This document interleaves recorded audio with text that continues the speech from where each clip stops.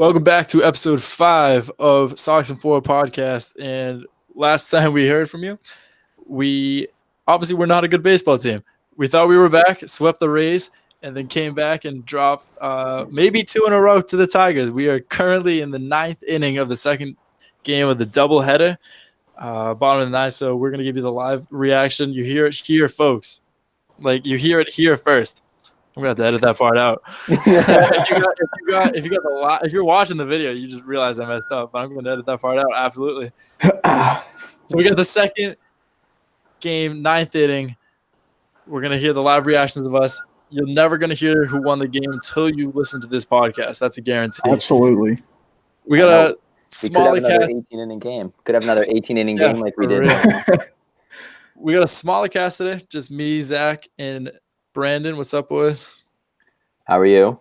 Doing well. Bruins got the dub, so I'm Bruins dub. Yeah, fresh off a Game 7 win. Dylan, he was doing a takeover today on the Ride the Wave media and the Ride the Wave MLB accounts. If you listen to this tomorrow, I think it's going to still be up there. It stays up for 24 hours, so did a good job covering that for us. Glad to have him there. Like I mentioned, we went from a period over the past week thinking the Red Sox were back because they swept the first place AL East Rays. Everything's back to normal. That's what everybody thinks. And then we dropped maybe 2 in a row. Like I said, maybe 2 in a row to the Tigers. And maybe the Red Sox aren't that back. Maybe it was just kind of like a tease. There's been so many lows and highs in just this 1 week. Like, you had getting your ass kicked by the Yankees was dreadful. The next night you have your bullpen blow it. And then you sweep the Rays out of nowhere. And then Chris Sale strikes out 10 and you still lose. Like, I don't know what to think anymore. I'm completely lost. Yeah, what are we supposed to think about this team if they don't even know what's going on? Because there's like you said, getting out here getting swept by New York, and then the next day start the sweep of Tampa. Yeah, we need a petition to only play at Tropicana Field for the rest of the year. Yeah, Fenway Tropicana Field. Fenway South. Yeah, change JetBlue over there. That's got to be the worst, like, field, like stadium and everything in MLB. Maybe even professional turf, sports. Right? I think it's still turf. Or is that Toronto? Okay. It's gross. It's arguably. Yeah. I think the Oakland Coliseum's pretty bad just because it's like a football field. But Tropicana, man, they need to do some. They need to like. Those two are super comparable. Yeah.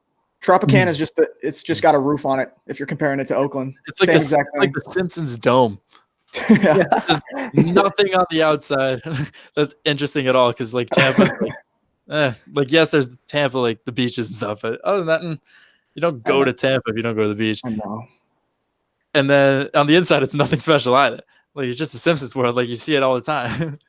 I don't know, but we obviously swept the Rays. Michael Chavis, he debuted. Chavis, our boy Cheddar. Michael Cheddar Chavis is what we will only call him on this podcast. We will only say the IL, and we will only say Michael Cheddar Chavis.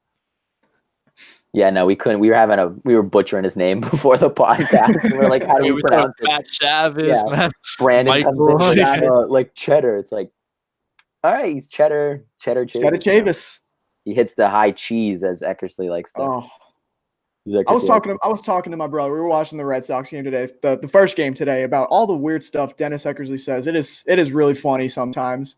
About he was talking about Chris Sale and comparing him to Nathan Eovaldi today. About talking about the loose bodies that Nathan Eovaldi has got removed from his elbow recently. Talking about how he's not a gas Masterson like Nate Eovaldi is, and just all the weird stuff Dennis Eckersley says. It's really entertaining. Yeah. Getting into segueing into Nathan Eovaldi, I've never heard of something sound more concerning than loose body in the elbow. I heard that, and I'm like, is it off the body? Is it attached? Like, what is that? I wrote a blog today on ridethewavemedia.com. Definitely check it out. And people took it like way too serious. The whole thing was supposed to be like a joke, sarcasm blog. Thought it was pretty obvious. So I go to post it, and I'm getting nothing but comments. Like, I love when people are just furious with feedback. Like, this is the worst thing I've ever read in my life. Like, how do you call yourself a journalist? I'm like, I don't. But so I wrote a blog saying oh, he got this surgery on purpose because he did the same thing last year and he pitched phenomenal.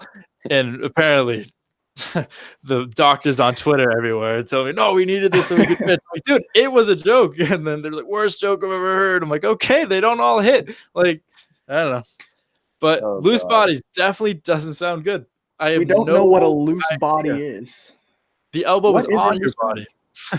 Yeah. Elbow body, yeah. I guess, I don't know. I guess he only has one arm now. That's what I kind of got from it. He's one arm of Eovaldi. Nate one arm. Yeah, Nate one arm. Our hero. We're giving out all the nicknames this podcast. Yeah, Section 10 will flex. Yeah. We're calling him out instantly too. For sure. But I'm concerned that he's had the 2 Tommy Johns. I know that I stood on the mountaintop screaming that Nathan Eovaldi's worth $17 million. Not worth $17 million if he only has if he's getting surgeries every year. You know, you never want to see a guy who's a flamethrower constantly getting like reconstructive elbow surgery. Yeah. That's just come back pitch like 2-3 weeks and then have the surgery and be out for another 6. Yeah, no, I think it might be time to move Eovaldi to the bullpen as like a stretch reliever. You know, a guy who like kind of like the Hector Velasquez role last year. If like, Rodriguez only goes like 4 innings, you need someone to be able to go more, someone come in and give like a nice 4 innings out of the bullpen. You don't have that. Yeah. Or even Joe Kelly, like similar to Joe Kelly in the years past. Like he was a starter for like that 2013 Cardinals team and then came to Boston and started for a few years and turned into a very solid relief pitcher for us, like with that high cheese coming out of the bullpen and going 1-2 innings late game situations. Yeah, a move to the bullpen might be necessary as they virtually blew it today in the first game against the Tigers. Sale leaves the game, is 2-2. He let up a solo shot and an RBI single or something. Yeah, he struck out 10. He looked like himself. Yeah. It was the only reason he got pulled, honestly, is because he pitched 97 pitches in 5 innings. Other than that, he had no sign of a slowing down, really. Only give up 5 hits, walk 2. Like you said, 10 strikeouts. Yep. In the season high. Henry comes into the game, allows a solo home run instantly. 3-2 Tigers. And then Brewer allows 3 in the 8th. Pointer comes in the 9th. 7-3 Tigers. Only good thing about today's game, Xander Bogaerts, 2 solo home runs, and then Mookie Betts drove in 2 RBIs. But other than that, a whole lot of nothing. Yeah. Xander Bogaerts and Chris Sale were definitely putting this team on their back this morning and just got no help from the rest of the guys, especially the bullpen. Yeah, no, the bullpen blew it in game 2 against the Yankees. Tonight, even like this game that's technically still going on, I think it was bases loaded and Hector Velasquez leaves the mound and it's immediate, 3 runs that inning. I don't know. I feel like the only turnover from last year to this year is the bullpen, right? You lost Joe Kelly, you lost Craig Kimbrell. I think you might be seeing the effects of that. I think rolling out Heath Hembree as one of your premier bullpen guys just isn't going to cut it. Not in today's game. So I think, I don't know how long before they make a move, whether it's in free agency, whether it's a trade. But I don't know. You got to think. Yeah, you got to think. Definitely seems like it's a trial and error system that Alex Cora is running right now, throwing out these different bullpen matchups, depending on like lefty-righty matchups, whatever is best at the plate at that current moment. But then that's similar, very similar to what you're saying about last year. When do the rules change? Know how you have to have like a 3-batter minimum? Is that next year? Next year, yeah. Next year, I think. 2020. Honestly, like if you think this matters so much, like you need to face 3 innings, 3 people minimum, you could try to work towards like next season by developing a guy that'd be like an inning strong, like have 1 strong inning instead of go like face to face. I'm not saying that's what they should do with the bullpen, blow it up right now, but I'm saying if you have like even how we just talked about Eovaldi, like his rehab could be like have 1 strong inning at a time. Very unlikely this will happen. I'm sure he'll be a starter, but if you have like these bullpen guys that are gonna quote unquote change the rules next year, change how they play. I don't know. I think if Cora kind of just like takes that mentality instead of saying blow up the whole bullpen, just like they'll fix it. Obviously, it wasn't a good bullpen last regular season. Turned it around for playoffs. They pitched when they mattered. Obviously, won us 108 games as well, so they couldn't have been that terrible. So, Yeah, I feel like the quick fix to like slap a Band-Aid on it would be, this is my like wild prediction, but obviously rehab Eovaldi, stick him in the bullpen, and then you go sign Keuchel for pennies on the dollar because he's not playing yet to, fill that void, and the Red Sox just let it up another runs, 4-2 now. Yeah. I don't know. I just feel like there's, moves that can be made. Maybe you don't need to do that, but you have to do something because it's not working. And I think Alex Cora just doesn't care about the month of April at all. He's trying to lose as many games in April as he can. In the long con. Yeah, I respect that. Actually, respect it. He's like, our season starts in May, boy. Yeah, we'll see you in October. Yeah, if we make it. I mean, right now, geez. Yeah, it's not looking good right now. I saw a ESPN article in like one time. I think it was right before opening day, like the whole season, and there was some guy like giving his hot takes. And his hot take was the Red Sox weren't going to make the playoffs. I'm like, this guy's just a moron. Like you got to get your click somehow. I get it, but like this is just dumb. And every single day that I see the Red Sox lose, I'm like, this guy's gonna be right. And like, he doesn't know who I am. He doesn't know I have this grudge against him. Yep. But like, he beats me. So, yeah, no, we hate this guy. What's his name? We gotta. I could not tell you this guy's name or like what he does for ESPN. I just saw an article from him. Probably wrote one about the Patriots dynasty crumbling too. Yeah, I think it's Max Kellerman might be his name. Max Kellerman? I wish I had a grudge with Max Kellerman. That promote ridethewavemedia.com very well. Mm-hmm. But yeah, Eovaldi out 46 weeks. Bullpen's a mess. Whole lot of pitching damages. Other than Sale, really, like we just said, Sale pitched well. But speaking of pitchers, and if they continue to play bad, David Price doesn't like Mookie Betts apparently, which probably does like Mookie Betts. We don't want to start that. But he had a quote saying if they don't start playing better than teammates, guys like Mookie Betts and JD Martinez, he mentioned himself as well, are going to get traded. Obviously, I don't think it's going to happen. I think it's kind of more of a wake up the locker room type of thing, you got to say. But Boston media, being as negative in the world's on fire as they are, jumped all over this. And of course, it's an easy target of David Price after all the like beef with Eckersley and whatnot. But I know Brandon said he had a lot to talk about with this one. So So the David Price comments, he's always talking to the media. He's a great media guy. Just always finding something to talk about, especially with the Eckersley last year. And this one just stirring the pot, getting everyone going, getting everyone's blood boiling. Hopefully, like trigger something in some players to get their acts together, start working at the plate, in the bullpen, just get some production on all aspects of the field. And I kind of started looking at it and about like how bad this like start is following a long postseason run that ended in a World Series championship.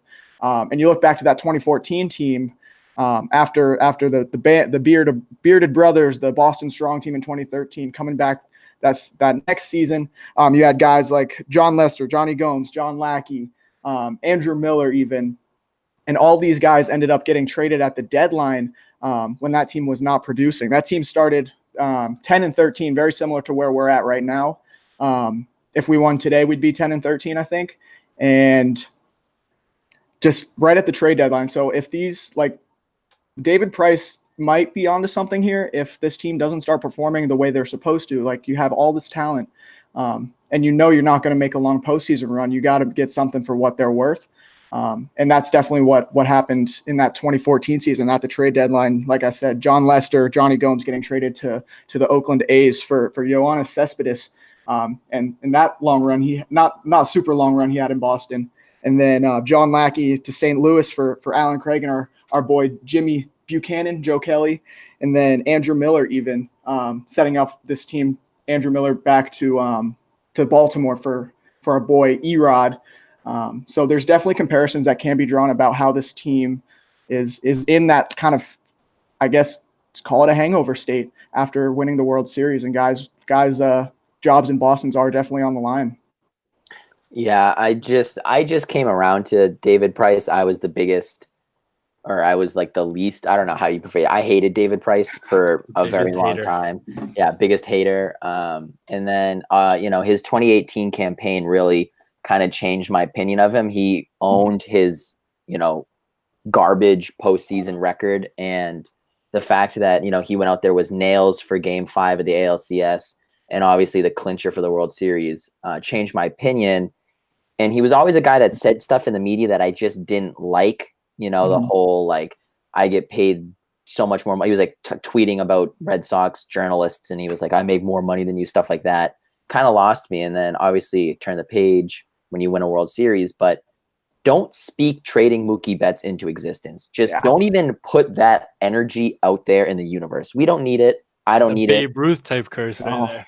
Yeah, I just don't need to hear that. Like, I understand he knows that, teams will have like fall guys like you already saw with Blake Swihart, but it's only going to divide the locker room. It's only going to put more pressure on, people. As soon as you start saying like, hey, Mookie Betts, you could get traded if you keep sucking. It's like, dude, like that's not helping the team. That's not helping yourself.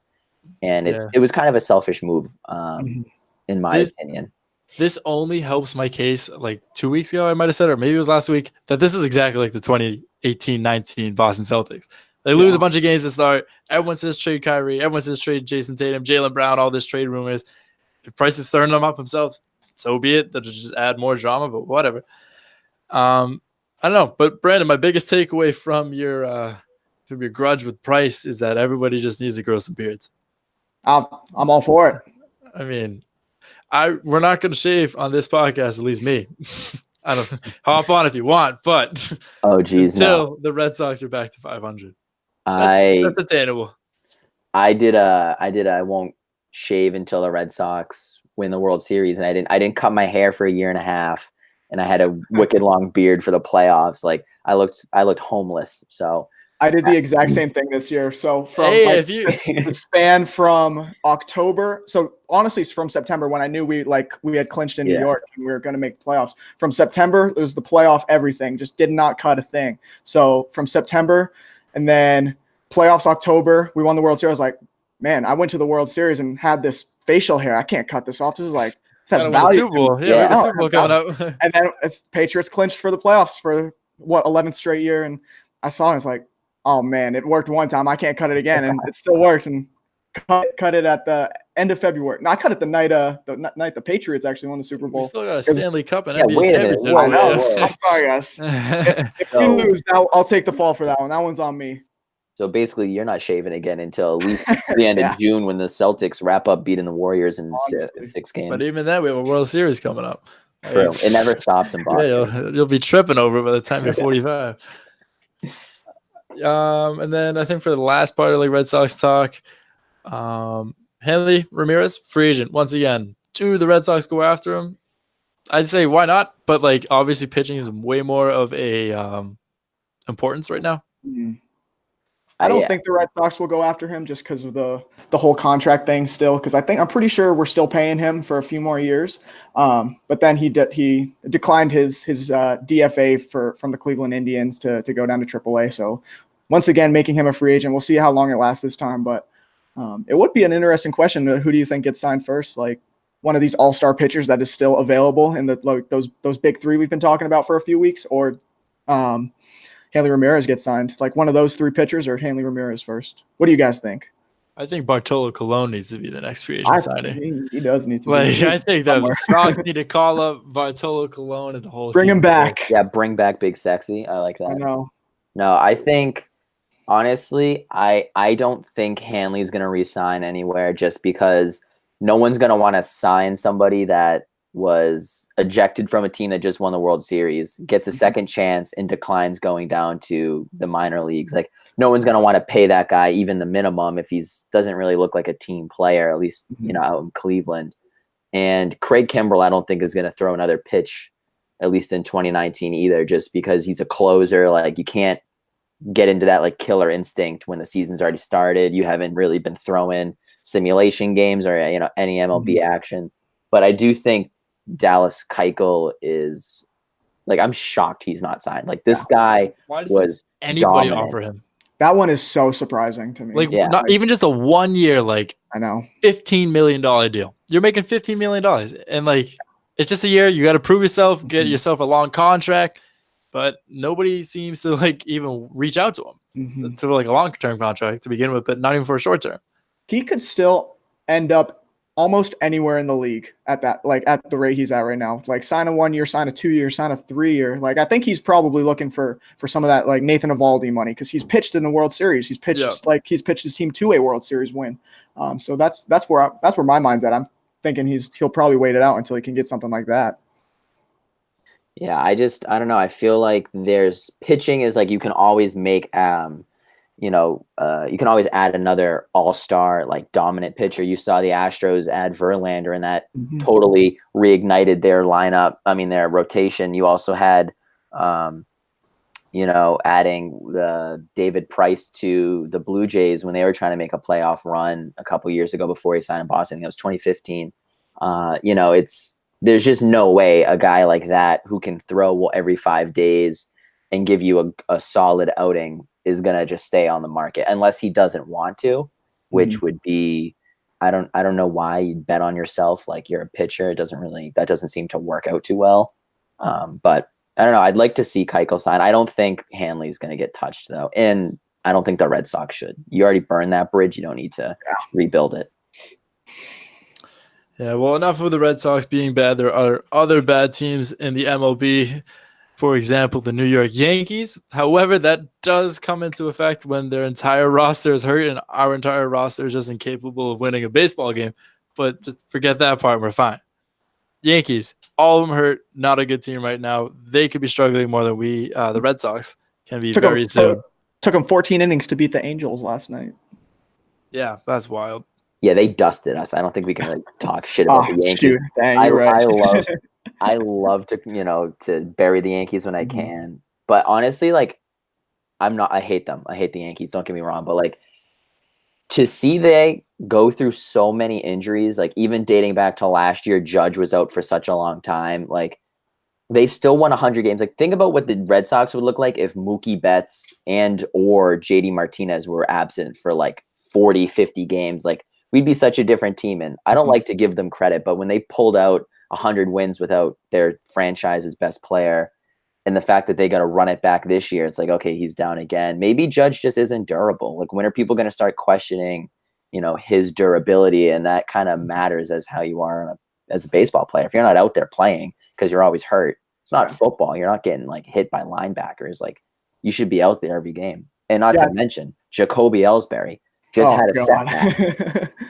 Aaron Boone broke the hearts of every New York Yankee fan. There was a setback down in where they play in Florida. Looks like Jacoby Ellsbury is going to be on the 60-day injured list. So I know that broke my heart. I don't know about you guys.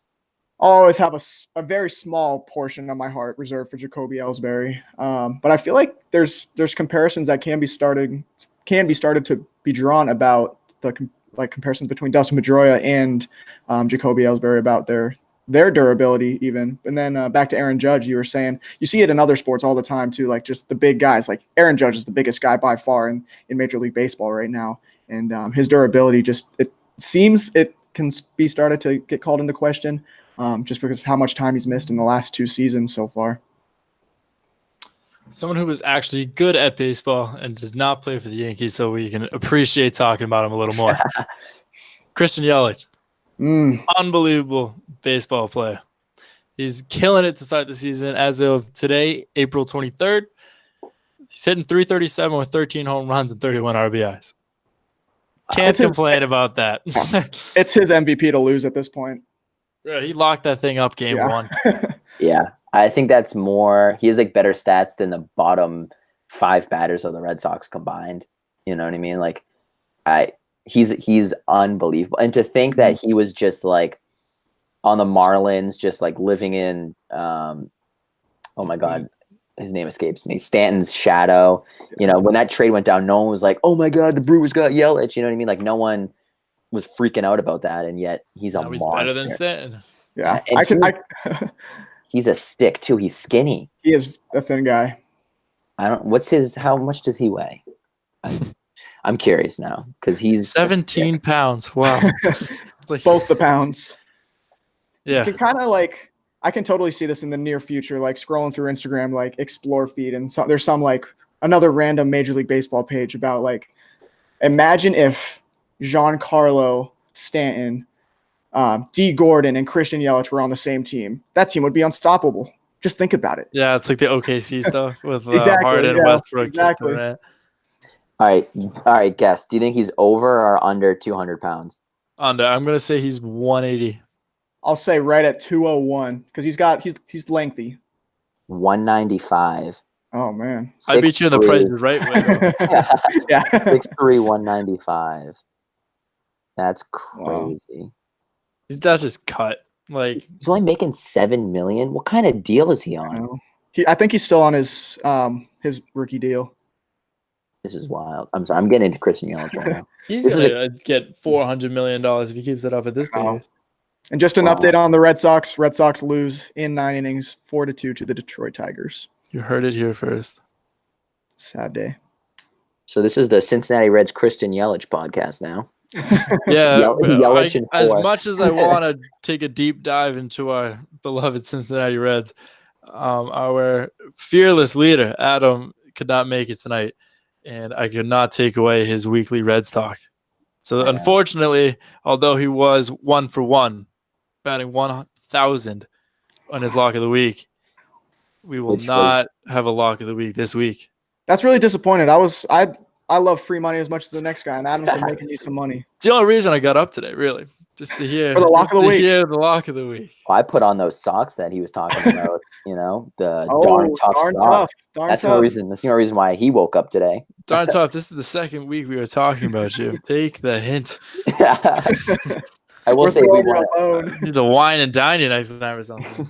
If we do want to talk Reds, Joey Votto popped up to first base for the first time, and this is off the top of my head, 6,278 plate appearances. I'm not going to fact check it. That's right to me. Yeah, I know it was like 6,000. And if you think about that, he's only popped up for an out 7 times in his career. Wow. 7 in his whole career. You think he asked for that baseball afterwards? I think he got it, actually. No, I actually think he got it.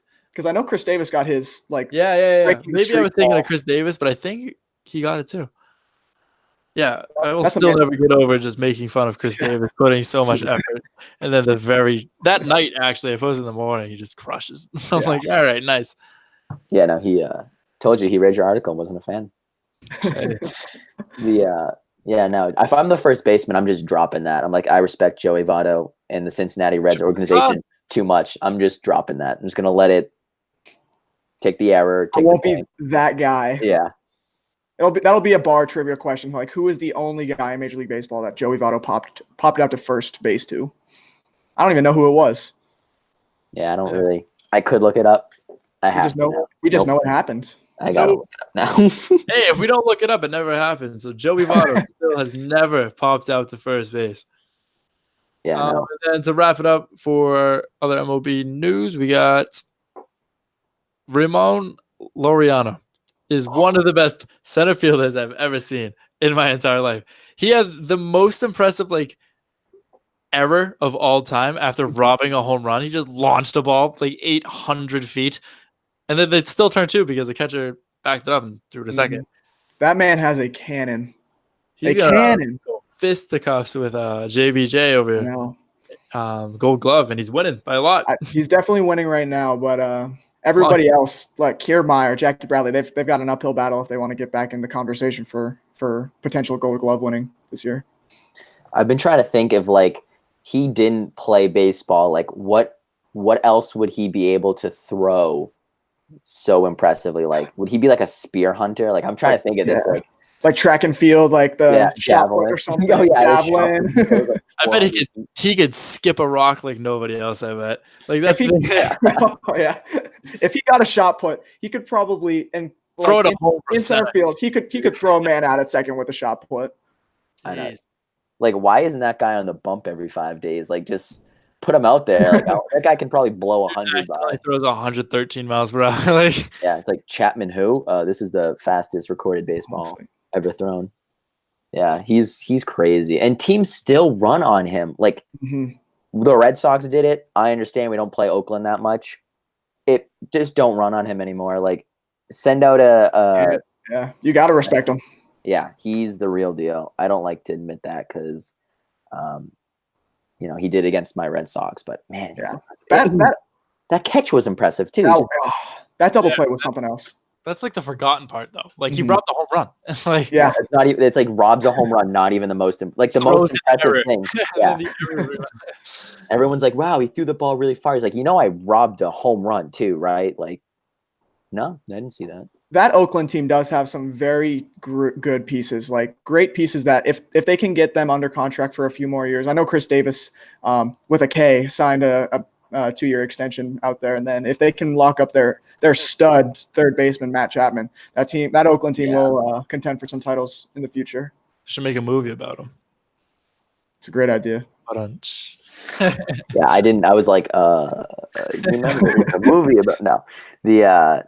The Oakland A's will be a serious problem once they like relocate out of Oakland. Like that's just a cursed city. Like you're not gonna win if you still play in a baseball. I mean, you play baseball in a football stadium. You're not gonna bring home any commission. Warriors play in Oakland. But that's and they're getting out of Oakland too. Yeah, they're leaving city, but the Warriors can rebuke that. So going down to the questions that the listeners submitted earlier today. Thanks if you submitted. I think we're going to answer the majority of them. I know we're going to have a lot of Michael Chavis talk. I will absolutely Michael Cheddar. Michael Chavis talk. A lot of that's coming up soon because I know a lot of you guys mentioned some stuff about him. But none other than Wes Hogan from I think it's Hogan. I'm 99% sure it's Hogan. But if I mess that up, I'll just cut it and I'll check right now. So again, you see me mess up twice if you're watching it live. Wes Hogan of Ride the Wave Media. He asked us the most electric question that we've gotten ever since Sox and 4 podcast became a thing. So picture we got an annual electric question now, I think. Yeah. That's a weekly thing. Red Sox alumni hot dog eating contest. Who wins? So we got Mo Vaughn, David Ortiz, Roger Clemens, Pablo Sandoval, Tim Wakefield. Pablo Sandoval's fat ass. I can only picture him. David he would be in there, his belt would pop open just like that at bat. David Wells, Jason Varitek, John Lackey, and Bill Miller. Ooh. Or Mueller. Miller? Are these Mueller? Are these the footlong, the Fenway footlongs, or just we gotta stay home, bro. Yeah, these are footlong. Actually, nope. We're going with Nathan's hot dog. That's the official. The official, yeah. That whatever they use on the 4th of July, that's what we're using. All right. Man. So who would be the odds-on favorite for this one? I think my odds-on favorite would be Pablo Sandoval, but being an odds-on favorite doesn't necessarily mean you're winning anything. I think in Las Vegas he would be the betting favorite to win this hypothetical hot dog eating contest, but I think he would be upset in the first round. Yeah, he's Gonzaga. He's always there, but they're not going to do anything. Exactly. I'm going to go with a dark horse candidate, not on the list. I'm going Rogue. So, Wes, you put together a good list, but you forgot one man. He already holds a record for consuming food and our drink. It's my boy, Wade Boggs, a legend known for drinking 64 beers on a flight. Shout out to Always Sunny in Philadelphia for letting everyone in America know that Wade Boggs was a savage and is only in the Hall of Fame just based off of his ability to stuff himself with absurd amounts of alcohol. So I feel like if you can have 64 beers, you can probably have twice as many hot dogs. So I'm going to go, he's going to put down 128. Is this a times contest or is this an eat till you drop? Eat till you drop, I think.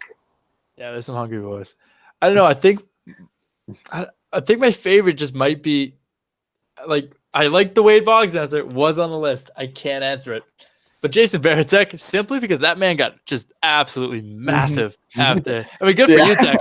Dude, make money, get the check. They play an awesome baseball career, get a good family, and then just get massive. Who cares? You have everything. Just get fat now and eat. That guy got huge. He has the competitive edge that is quiet, calm, but it's killer instinct. He was a captain. He has to show out and be above everybody else still. He's the captain. He's the leader. He has to win the hot dog eating contest. So when I saw this one, I'm it's gonna be Tech all the way. Absolutely. I could totally see that. I could see Verite. The way he stuffed his glove in A-Rod's face, he can stuff hot dogs down the gullet. Yeah, I don't know, though. He'd be eating him out of his catcher's glove, dude. I don't think I could watch a hot dog eating contest, though. That's got to be the most absurd thing. Oh, it's the worst sounds you'll ever hear in your life. Yeah. You throw up in your mouth watching it, yeah. Would you rather watch the ESPN spelling bee that they put on or the Nathan's hot dog eating contest? Definitely the spelling bee because I would learn something. Nah, I need to see impressive amounts of people eating. Hasn't the record been broken like every year? Yeah, last 3? Joey Chestnut is an unstoppable human being. It's like every year his stomach just like expands. Oh, sorry, dude. An athlete. I totally just didn't read the second part of this text. All right, so this could change our answers. Okay. The rules. You know, those important parts I just ignored entirely. The rules are you have 12 minutes. Who wins it all? Who eats the most in the first minute? And who finishes in last? So we all have our pick of who's going to win it all. Yep. Who eats the most in the first minutes and then just gets tired or just gassed? I need to see the list again. Let me pull it up. My answer is John Lackey because we only saw a lot of him from the first inning when he was a Red Sox and he got pulled. Yeah, I think well, I guess it's hard to say because he was one of the guys doing the hot dogs, the chicken and beer. So I feel like he is a connoisseur. Oh, dark horse. I like it. He's a connoisseur of the Fenway concession stands. Eating in a Red so Sox I feel uniform. like, I think David Ortiz. Yeah, he's good at first minute too. He'd feed off the energy of the crowd way too much. He's the guy that would he'll get out to that early lead. He'll be like 8 hot dogs ahead of the next closest guy, and then I can see it now. The same face he made when he had his curtain call. When we got right before that tear in his eye when he's finished his last hot dog and he knows he's not going to make it any further. I think my loser is going to be the one and only Roger Clemens, just solely because he's going to be so jacked up on steroids that he's like, I can't put this in my body, bro. I'm cut. It's cut season right now. I can't eat these hot dogs. He's trying to get swole. And he wouldn't pitch because he had a blister one day. If he thinks those fingers are gonna be shoving in and out of his mouth with hot dogs everywhere after he wouldn't pitch with a blister, get out of here. Oh man, yeah. And that's then an MVP question though. That's an MVP question. Oh, absolutely. Like he texted it to me this morning, and when I saw it, it was absolutely something we had to talk about. Unfortunately, not all 5 of us are here, but us 3, we were blessed with an absolutely great question. All right, so we're going to go to the Instagram questions. Literally nothing related to do. Wait, this Lonzo Ball, N Glassman 23. Is Lonzo goated? What does that even mean? Well, goated could be like scapegoated. Yeah, but who's Lonzo? Ball? I can talk basketball on the fly. Hey, N Glassman, you broke our brains, kid. I'm gonna go home and read a book. This is a baseball podcast. Lonzo Brendan Ball. Alexander _ PD is the GOAT. Now, we didn't really talk about PD all that much at the beginning of the show. Is he done? I've seen everybody say he's done. It's tough. I definitely think he's going to take more of a backseat role. I don't think he's going to be an everyday starter. I think Nunez and Chavis working in and out is going to be the method the Sox are going to use going forward. And Dustin Pedroia, as much as I hate to say, is going to probably start being more of like a special assistant type guy, kind of like Jason Varitek. Shout out Tech again on the podcast. That Kendrick Perkins role, definitely a good one to follow. You go and coach the Cavs, don't even play, get a ring. Yeah, I feel like it's hard. What do you say? He's the GOAT or the MVP? What did he say? The GOAT emoji, actually. Hard to be the GOAT emoji when you're batting 100. It's just as an A+. Yeah, but I feel like it breaks my heart to see a guy grind for the city of Boston, hometown. Took good deals, never tried to gash us on the salary cap, even though there's no salary cap. But we're looking at you, Isaiah Thomas. Yeah, exactly. Like he's just a guy who took his role as a grit grind kind of guy, and it just his body's failing him now. And he's like the boss you have to force into retirement. Yeah, Like all he knows is working his whole life. All PD knows is baseball, playing second base for the Red Sox. Be like, buddy, you're slowing down. It's good for the company. It's like kind of like why I'm glad Rob Gronkowski retired on top, because I feel like you don't want that Peyton Manning exit. Yeah, he could kind of like end up like Pedroia, where he's just trying to do it and his body's not there anymore. The heart's there, the determination's there, but his body's not. So I don't know. I think he's done. Definitely done as a starter. Definitely done as even like a every other game type of player. He's a specialist at best, but this could be the last of Pedroia you ever see on a baseball field, not in like save the date. That's so R.I.P. Dustin Pedroia. Yeah, imagine I'll title the podcast "Rest in Peace, Dustin Pedroia." In memoriam. Yeah. We got Mass Bay Rail videos. What's up, boys? I didn't know you followed us. How many wins we got at the end of the season? I think we're projected. I'm hoping more than 9. Yeah. How many we projected? I said 101 to like as our first episode of prediction. I'm gonna severely backtrack from that. I said the under. I said the under. I took the under too. All right, guys, I'm confident. I told you, I'm one of those guys who gets sucked in. It's like, man, we win a one World Series. Hey, Chris Sale could have thrown a no-hitter today. Yeah, I decided. You thought it. We know it. I know. I still got this piece of wood. He's cursed. Never win a game again until this goes back to Fenway. I'm fully convinced of that too. Oh yeah, call it the like I got this in section 2, so the section 2 curse. No, I think the Red Sox are looking at 87 wins. That's my prediction moving forward. I'm just going to hope for more than 9. Yeah, they'll go on a tear eventually, win like 7-8 games in a row. Hopefully, maybe even pray for double digits at this point, because it's not looking pretty. Our longest streak was 3 and got snapped today. But I think today, 2 losses today alone. I think we are projected 88 wins. I think from according to MLB on Fox. But I think we do end up winning about 91, 92 games. Yeah, I'm taking the under there. 87. You're gonna always taking the under. You never take the under. Yeah, always hammer the over. Yeah, I don't know. Something about the fact that the Red Sox are losing in new ways every night. Not a fan. First it was starting pitching, now it's the bullpen. Now it's the offense can't score. Like, what is it? You know what I mean? They're finding a new way to lose. So, Boston Sports Center 617. He's a Ride the Wave media guy. He writes for about the Bruins. Check him out. Great Instagram page. I know I follow him there. Definitely recommend the follow and checking him out on ridethewavemedia.com. He asked, with the sweep over Tampa, do you guys feel that the Red Sox finally woke up? Obviously not. He asked us this morning before the doubleheader, and we just got smoked. So I totally would have said yes before. Yeah, if we recorded at 10:30 today, Sox are going undefeated. Sox are never losing again. Buddy, we're back in the slums. Mm-hmm. I think as far as like turning the corner, it's gonna be more than just one series before you can sit there and say like, oh, they've done it. You know what I mean? I feel like it's gonna be like a banana curve instead of a 90-degree angle turn. Exactly. Yeah, you're gonna start to see them when like 2 of 3 and maybe a sweep here. Like all of a sudden they're like 10 wins in their last 15 games, something like that. But they're not. It's not gonna be one series and say, oh, yep, they're back, because clearly that you can't. You got to start piecing them together, because we've won one series and lost another today, or split one today.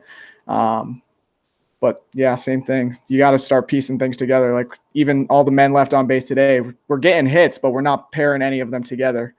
They're all coming at different times.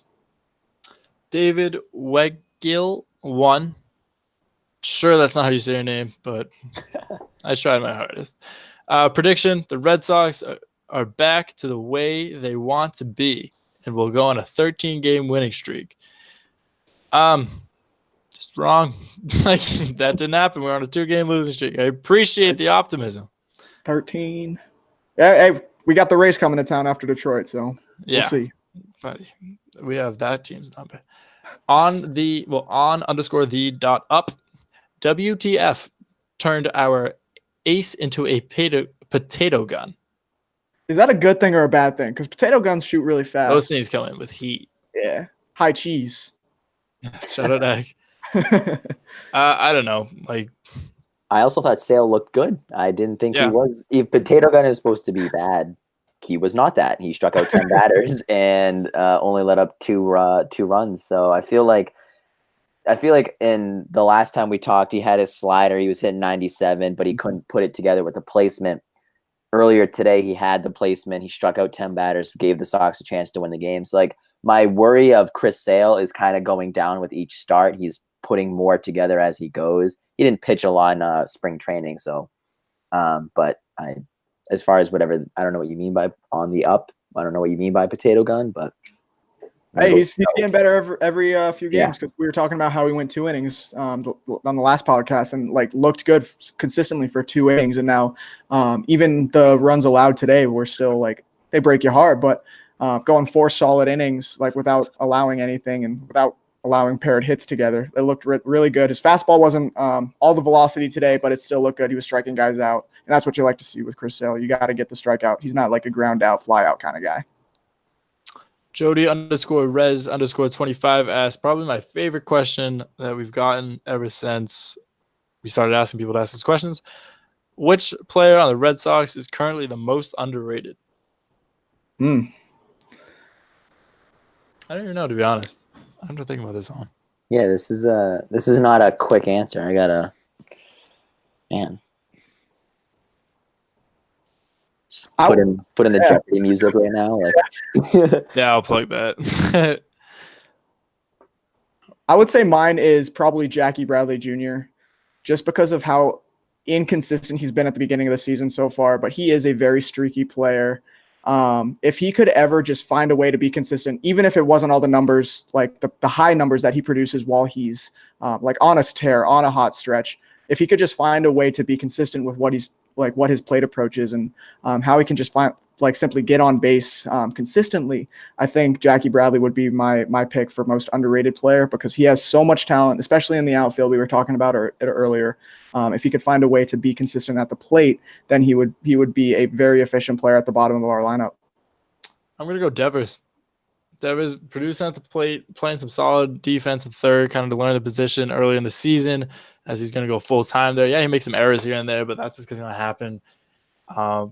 People don't really talk about, like, he's doing very good for, like, he had high expectations coming into the year. I think he's reached them. I don't think he's exceeded them, but if he hasn't reached them, he's very close. Yeah, I look at a guy like Mitch Moreland, who people might not consider him, underrated, but I think winning the World Series last year and having like Steve Pearce be the MVP, obviously plays first base with Mitch. People kind of expected Steve Pearce to be like the guy. Mitch Moreland was a Gold Glover, was an All-Star, but people were like making fun of him being on the All-Star team, like, oh, he doesn't really deserve it. People were calling for his head when he was going into like some slumps last year, and luckily Pearce kind of popped off. But I think Mitch Moreland had that huge home run in Game 5 of the World Series last year.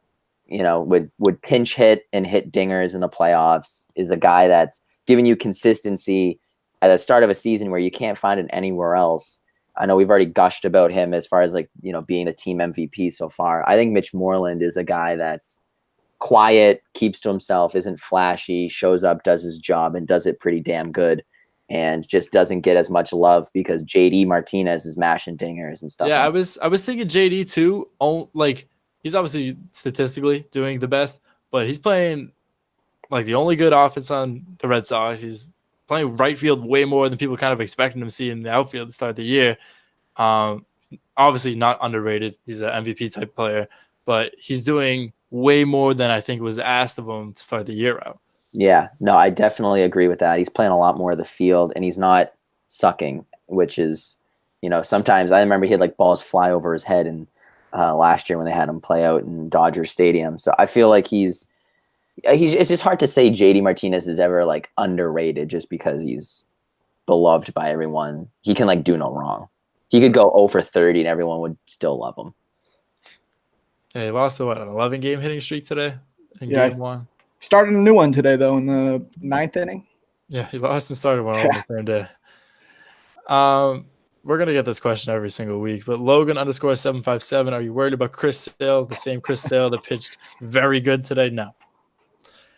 And we have a couple more, and then we have a ton of Michael Chavis questions to get to, so we're just going to kind of ask them all in a row and just answer what we all think about Michael Cheddar Chavis. Zach, you actually asked this one. When will the Sox pass the Patriots for most trophies? Yeah, you want to plug it Z Hard 4? Yeah, Z Hard 4 on everything. I only asked it because I was like, I'm a Red Sox fan more than anything else. I love all the Boston sports. I got Gronk right here. I'm wearing a Bruins hat. But when the Red Sox won, I'm like, damn, if you look at like the Patriots run and how crazy it is, they had 5 to the Red Sox's 4. And I'm like, it's close, like these two teams, like the Red Sox kind of fly under the radar. Everyone talks about how good the Pats are, Tom Brady's dynasty, but the Red Sox were right there and right around the same amount of time, actually less years. But with obviously beating the Rams, I don't know. I feel like the Red Sox will catch the Patriots just because the Red Sox are younger right now, winning championships. The Patriots are like Edelman's MVP. He doesn't have that many years left. Tom Brady will play forever. So I do understand that. But I don't know. I'm saying 2025. Calling the shot. Yeah. Red Sox will have, that'd be the Red Sox winning 3 championships in 7 years. Yeah, that would be special. In 2025. No, you already said you can't take it back. Exactly. McDonald.Miles with a Y. Will the Red Sox snap out of the slump to be a serious contender come October? We're hoping so, but we just got to get April over here. Like, we got to just finish that month, and May's our month. We've always been a May team. T-Guns, _T-Guns, another Ride the Wave guy. Go check him out. I know he's doing the Ride the Wave MMA stuff. UFC, he goes to some of those events and does takeovers. Definitely go check him out. Again, it's _T-Guns with a Z. He kind of starts off this Michael Chavis questions. What should we expect from Michael Chavis this season? Caden _Bod, another Ride the Wave media guy. Check him out. Does some Bruin stuff. Thoughts on Chavis? We got a couple more guys. R. McDonald, 23. Will Michael Chavis fall into a role of the main second baseman of the Sox? And then _Mike Burns. How do you think Chavis will do? A lot of people want to know when the newest Red Sox debuted, obviously. Big hit in the Rays series to eventually score Jackie Bradley on a Benintendi sac fly to help him win. You say he hit a home run today? Yeah, hit his first career home run today over the Monster. Yeah, so what's our general thoughts on Chavis? Is he going to be the new second baseman? What should we expect from him, really? I'm a big fan of this guy. I got to watch him play at the Arizona Fall League for in the Fall Stars game. And just getting the way he approaches the plate is very patient. He's consistent, and he is a very definitely a power hitter, pure power hitter. This guy's not up there like trying to get a line drive every single at bat or just like put the ball in play. But he is a very powerful guy that will swing for the fences if he's offered a pitch to. Yeah, in 2017 when he was playing like in between like AA and single A, he had, I'm looking at his stats, he played 126 games and he had 31 home runs. That's a little less than a MLB season. MLB season's 160. He's not going to play that many games, obviously, but I think he's the type of player that can only benefit you. I remember when they called up Mookie and even when they called up Jackie back in like 2013, like he's only going to give you new momentum, brings a new energy. He's hungry. He's obviously playing for his playing for a paycheck, whereas all these other guys kind of have stuff locked up. So he's a kind of like spark you might need, and him getting a home run today, didn't spark a comeback, but it did spark twice. Wow. All right. But I don't know. I like the move, bringing him up. I think it's going to only be good for the team, and hopefully he's, can help fill a gap in the middle infield. I don't know who I saw more today, Michael Chavis or Michael Chavis's mom. Every single at bat, they had a second camera on her, and what I believe, I had no idea. The girl next to her wife, sister, friend, cousin, I don't know. But every single at bat, they had a camera on her, waiting for him to get a hit a home run. He eventually did. Of course, when I turned it off, and I can't see the mom be happy, but I don't know. I see the potential in the kid. I hope he becomes the main second baseman with Holt and Nunez kind of just filling in utility roles. Like we were saying, I think Pedroia is just done. I think it just wraps for him. So, I don't know, any other thoughts on him before we answer the last two and kind of wrap it up? I guess, do you think who will have a bigger impact, Mr. Cheddar or our friend, I'm going to call him by Section 10 name, Durbin Feltman? Which one is going to have a bigger impact on the 2019 Red Sox? Until we see Feltman get up here, I'm sticking with my new best friend because I can pronounce his name, Michael Chavis. I'll definitely say Michael Chavis too, just because you can already see like his consistency. That he pronounced it wrong too. As soon as I said I could pronounce his name right, I pronounced it wrong. Definitely Michael Chavis. You see that consistency, like even in like that key hit he had down in Tampa, and then the 2 hits he had today that were very important. Like one being kind of important to try to spark something at the end of the game, like you said, Zach, and then that infield hit that he had, so the cameras would probably get off his mom, but then they were still there. Yeah, I don't know. I feel like we talked about how much the bullpen sucks, so you might see Feltman sooner rather than later, and it could be interesting. It'd be nice to have 2 young bucks kind of on the team to really, I'm going to say it again, give a spark 3 times. Like, something needs to get these guys going. These guys already won a World Series, might be the hangover, might not be. You bring up some guys who are, riding the bus down in the minor leagues and they're getting a little taste of the Fenway action. They might, heat things up. So I'd like to see both of them contribute. I think there's opportunities to be had. Capt_Neely, is Alex Cora too soft? We kind of talked about this last week with Dylan. If you want to hear Dylan's take on it, go to Ride the Wave MLB on Instagram and check out his thoughts on Alex Cora being a manager. He actually led it off with, is Alex Cora too soft? So I think you two would get along right there. And to wrap it up, we got Cam Badger 1. I saw something saying that the Sox should try and trade Devers for a starting pitcher. Thoughts? I don't want to see this happen. I like Rafael Devers a lot. But if you do trade him, you could get, I think, more out of him than Chavis right now. And you could slide him to third, but I don't want to see Devers leave at all. I do think Devers has a lot of upside too. Like we were talking about underrated players on this Red Sox team, and Devers is definitely one of those upside guys where if his defense, like it's been on display definitely this season so far, his defense has really stepped up from what it was in the previous season. He's got a lot of potential at the plate. He can mash. This guy is this. We're talking about a guy that hit a home run off of Aroldis Chapman in Yankee Stadium in the 9th inning. Like that doesn't happen often, and Devers has some potential, but I do think I'll give a little hot take here. I definitely do think there will be a shocking trade before the deadline in July from this Red Sox team that we don't see coming, but I do think one will happen. Yeah, I mean, Dombrowski's always willing to make moves. As far as trading Devers for a starting pitcher, again, I've said it before, there's a quality pitcher that you don't even need to trade for. You just need to write a check, and that's Dallas Keuchel. So I would be extremely upset to see the Red Sox move one of their young pieces to go acquire a pitcher that's probably going to be on the same level as Keuchel, and you can go get Keuchel for cash. But I do agree. The Red Sox are going to make a move. I don't know if it'll be like jaw-dropping. I know the Blake Swihart move came out of nowhere.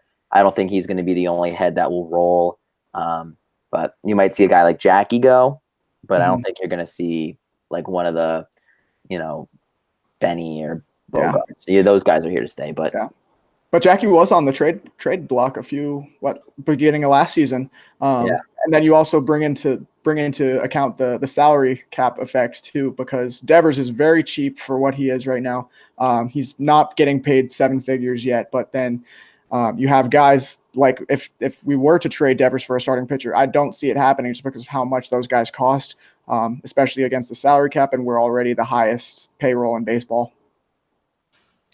Not my money. Pay them all you want. Just get me my guys. So that wraps up today's show. Hope you liked it because, that would be beneficial for everyone. But check us out on Instagram at Ride the Wave MLB. We have a lot of posting, developing a pretty solid fan base. Like we got a lot of comments over there. So thank you guys for viewing, liking, sharing, commenting on all this stuff. We appreciate you. Like we said last week, without you guys, we're literally nothing. So thanks again. Check out ridethewavemedia.com. A lot of great articles going up there. Celtics swept the Pacers. We got some thoughts about that from our NBA guys. They're going to preview the Bucks. I know the Bruins just won, so I'm sure our Bruins guys are going to get some great content up there. And GRD and Spiking, they went outside the Garden today and filmed like a Game 7 man on the street type video. So definitely be on the lookout for that. Those guys kill it with a lot of stuff they do on the video side, especially with our Instagrams. If you're listening to this, I'm sure you already know about them. But any final thoughts? Give me, guys, your Celtics and Bruins predictions for the next round. Celtics play the Bucks. Bruins play the Blue Jackets. My Tyler version of Adam's lock of the week is that the Celtics win in 6 and the Bruins win in 5. Okay. My version of Brandon's Adams picks of the week, I will say I would definitely say that history repeats itself. You even saw it in the Bruins winning in 7. I think the Celtics will win in 7 games. They'll have to steal a game on the road this year because they had home court last year. And then I agree with you, Ty. I think Bruins in 5, just because they're playing the lowest seed and they performed pretty well against them in the regular season against Columbus. Yeah, Milwaukee's getting swept. That's fine. I can't stand Drew Bledsoe, aka he's a clown. No, I think Bruins in 6, Celtics in 6, both of them. Okay. So, yeah, that was my take. I don't know. And Sox in 4. Absolutely. Like Apple, please accept us. If you were listening to this, I've been on a 5-week war with trying to put our show on Apple, but they refuse to let us win. I think we got it. I think we're the Red Sox right now. We can't get to 500 Apple. You got to have that Chris Davis approach. It's going to happen this time. Just got to believe. It's going to happen. Sure. I need to write a blog about us not being able to get on Apple. Yeah, Tim Cook is a big Yankees fan, CEO of Apple. Yeah. All right. Thanks for listening to our nonsense, and we'll see you guys next week.